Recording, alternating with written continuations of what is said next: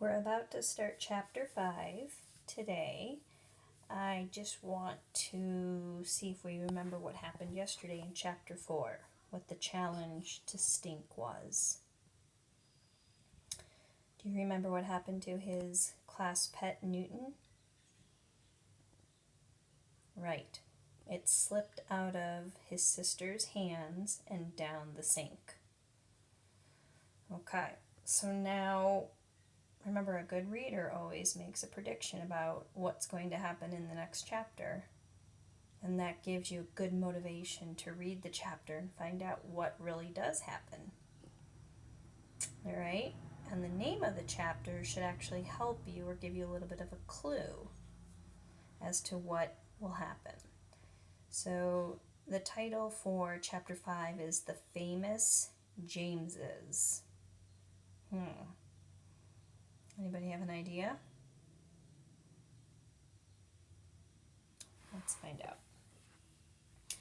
On Monday morning, when Stink told Mrs. D about the GDI, Garbage Disposal Incident, she said, "Let's just tell the class Newton ran away. It'll be our little secret." She wasn't even mad. She told Stink she was going back to New Hampshire for President's Day weekend, and she could get another Newt. Class 2D wrote stories about the adventures they thought Newton was having in the big wide world. Webster wrote about Newton joining a baseball team called the New York Yankees. Sophie of the Elves wrote about a magic kingdom where Princess Salamandra was under an evil spell, and a Newt in shining armor came to her rescue. And Stink wrote about Newton sailing down the river on a raft to Legoland and riding the roller coaster. The stories made everybody feel much better, especially Stink.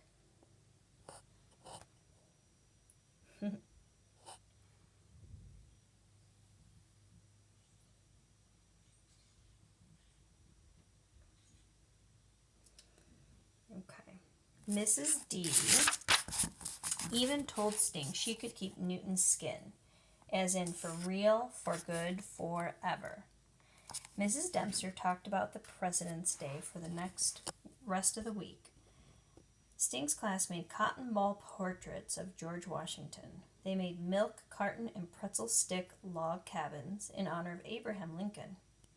Everybody said how tall Abe was, how tall his hat was. Tall, tall, tall.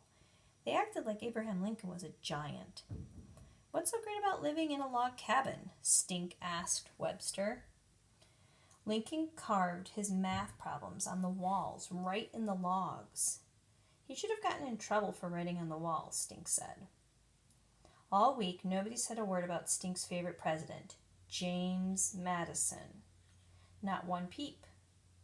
James Madison had a birthday too, March 16th. Mrs. Dempster told the class, "Okay, 2D, homework is on the board.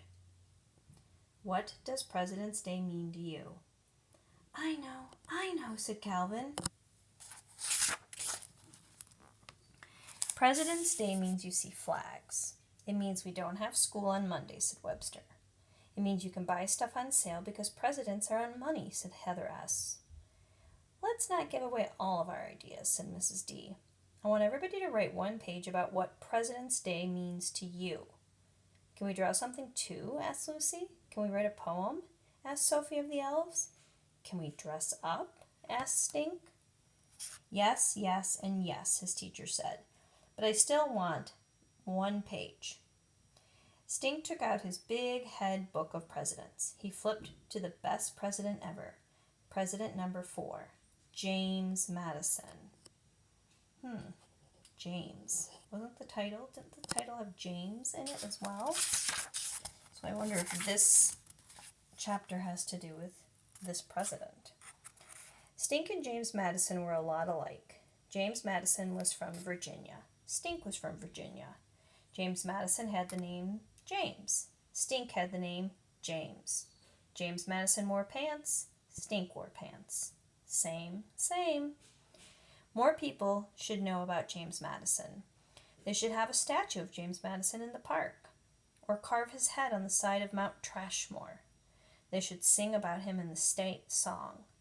That gave Stink an idea, a great big President's Day idea. All the way home from school, Stink made up words for the state song. He sang it to the tune of Frere Jacques.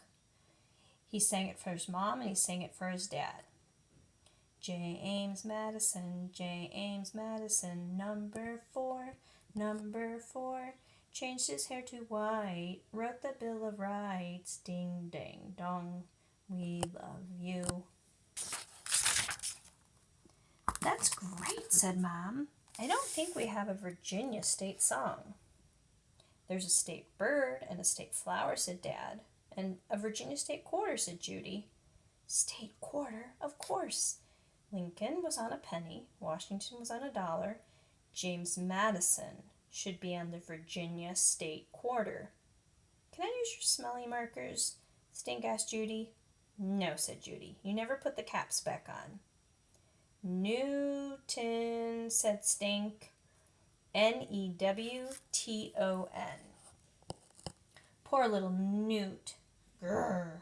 Stink made a garbage disposal noise. Why do you think Stink was doing that? Right. To make Judy feel guilty about what happened to the Newt so that she would let him borrow her smelly markers. Oh, go ahead, said Judy, but that's it. I'm not going to let you keep pulling a Newton on me. Stink sniffed a grape marker. He sniffed a blueberry marker. He sniffed a black licorice marker. Yum, yum. He drew an outline of James Madison's head. On either side of it, he drew a quill pen and a number 4. Below it, he wrote E Pluribus Constitution. Then he wrote a letter to the governor.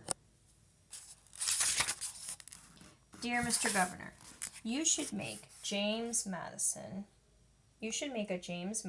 Virginia state quarter. James Madison is way better than Ships. Please tell me when you make the new quarter. I am in 2nd grade at Virginia Dare School. I have a bossy big sister and a cat named Mouse, and I had a newt that reached the end of his life cycle. Signed, James E. Moody. P.S. Did you know you are governor of a state with no song? Alright, so here's the graphic novel page for Chapter 5. The Adventures of Stink in Newt in Shining Armor. Princess Salamandra is chased by the evil fly dragon. I'm hungry. Into the enchanted poppy field. The princess falls into a deep sleep. Now I've got you, princess. Not so fast. It's Newt in shining armor. He has Fly Dragon's favorite food, licorice. Yum. See you later, Fly Dragon.